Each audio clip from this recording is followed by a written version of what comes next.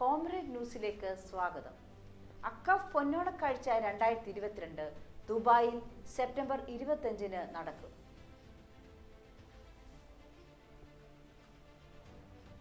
INS Vikrant പ്രധാനമന്ത്രി നാടിന് സമർപ്പിച്ചു.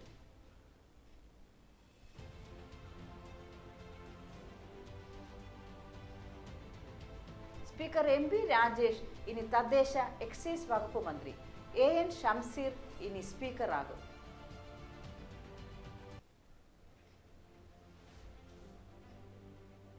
സ്റ്റാർബക്സിന് ഇന്ത്യക്കാരൻ മേധാവി. കേരളമാകെ 1680 സഹകരണ ഓണച്ചന്തകൾ. മുതിർന്ന മാധ്യമപ്രവർത്തകൻ രവിവർമ്മ അന്തരിച്ചു. കാണാതായ ഇരട്ട സഹോദരനെ കണ്ടുകിട്ടിയ സന്തോഷമെന്ന് ഗിന്നസ് പക്രു. അഖിലേന്ത്യാ ഫുട്ബോൾ ഫെഡറേഷൻ പ്രസിഡന്റായി കല്യാൺ ചൗബെ തെരഞ്ഞെടുക്കപ്പെട്ടു.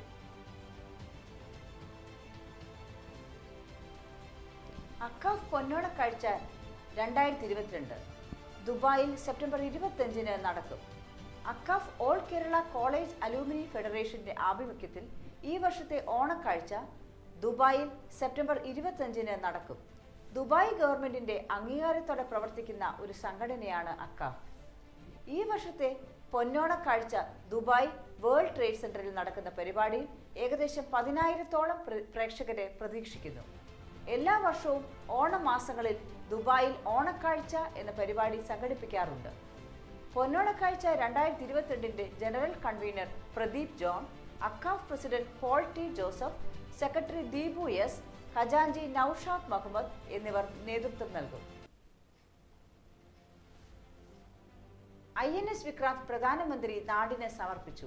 നാവികസേനയുടെ വിമാനവാഹിനി കപ്പൽ INS വിക്രാന്ത് പ്രധാനമന്ത്രി നരേന്ദ്രമോദി കൊച്ചിയിൽ ഇന്നലെ നാടിന് സമർപ്പിച്ചു. നാവികസേനയുടെ എല്ലാ വിഭാഗങ്ങളിലും വനിതകളെ നിയമിക്കുമെന്നും പ്രധാനമന്ത്രി അറിയിച്ചു. വനിതകൾക്ക് സേനയിൽ നിലവിലുണ്ടായിരുന്ന നിയന്ത്രണങ്ങളാണ് നീക്കുന്നതെന്നും കരുത്തുള്ള തിരമാലകൾക്ക് അതിരുകളില്ലാത്തത് പോലെ ഇന്ത്യയുടെ പുത്രിമാർക്കും അതിരുകളെ നിയന്ത്രണമോ ഇനി ഉണ്ടാകില്ലെന്ന് പ്രധാനമന്ത്രി പറഞ്ഞു. രാജ്യം തദ്ദേശീയമായി നിർമ്മിച്ച ആദ്യ വിമാനവാഹിനി കപ്പൽ INS വിക്രാന്ത് കൊച്ചി കപ്പൽശാലയിൽ രാജ്യത്തിന് സമർപ്പിച്ച് സംസാരിക്കുകയായിരുന്നു അദ്ദേഹം. സമുദ്രമേഖലയുടെ സംരക്ഷണത്തിനായി വിക്രാന്ത് ഇറങ്ങുമ്പോൾ ഒട്ടേറെ വനിതാ നാവികരും അതിലുണ്ടാകും.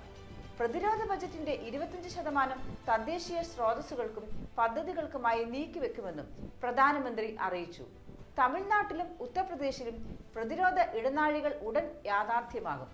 ആത്മനിർഭർ പ്രകാരമുള്ള ഈ പദ്ധതികൾ രാജ്യത്തിൽ പുതിയതായി തൊഴിലവസരങ്ങൾ സൃഷ്ടിക്കും, പ്രധാനമന്ത്രി പറഞ്ഞു. ചടങ്ങ് ഗവർണർ ആരിഫ് മുഹമ്മദ് ഖാൻ, മുഖ്യമന്ത്രി പിണറായി വിജയൻ, കേന്ദ്രമന്ത്രി രാജ്നാഥ് സിംഗ്, മറ്റ് കേന്ദ്രമന്ത്രിമാർ, ദേശീയ സുരക്ഷാ ഉപദേഷ്ടാവ് അജിത് ഗോയൽ തുടങ്ങിയവർ സംബന്ധിച്ചു. സ്റ്റാർബക്സിന് ഇന്ത്യക്കാരൻ മേധാവി. ഇന്ത്യൻ വംശജരായ ലക്ഷ്മൺ നരസിംഹൻ ആഗോള കോഫി കമ്പനിയായ സ്റ്റാർബക്സിന്റെ CEO ആയി ഒക്ടോബർ 1 ചുമതലയേൽക്കും.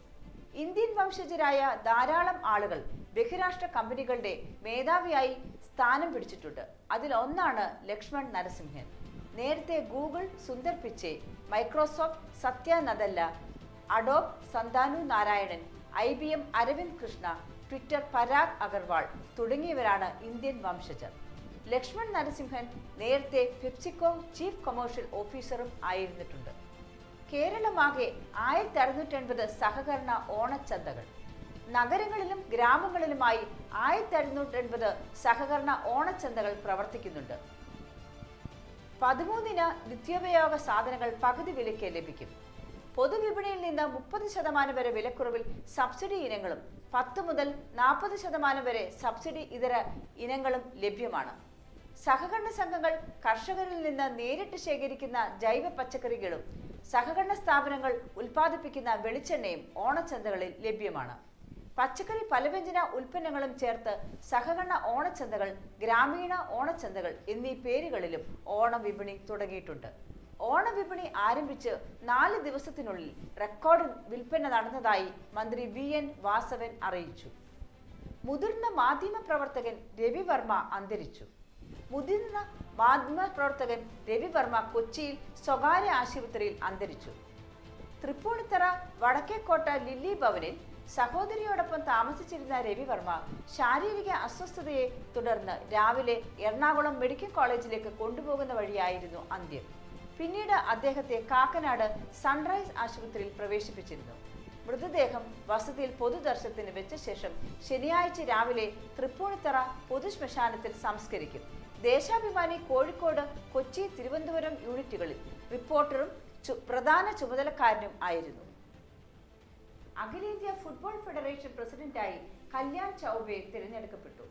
മുൻ ഇന്ത്യൻ താരങ്ങൾ ഏറ്റുമുട്ടിയ അഖിലേന്ത്യാ ഫുട്ബോൾ ഫെഡറേഷൻ പ്രസിഡന്റ് തിരഞ്ഞെടുപ്പിൽ കല്യാൺ ചൗബെ ബെയ്ജിംഗ് ബൂട്ടിയയെ തോൽപ്പിച്ചു. കല്യാൺ ചൗബെയ്ക്ക് 33 വോട്ടും ബൈജിംഗ് ബൂട്ടിയയ്ക്ക് 1 വോട്ടുമാണ് കിട്ടിയത്. ചരിത്രത്തിൽ ആദ്യമായാണ് ഫെഡറേഷന്റെ തലപ്പത്ത് മുൻ താരങ്ങൾ എത്തുന്നത്.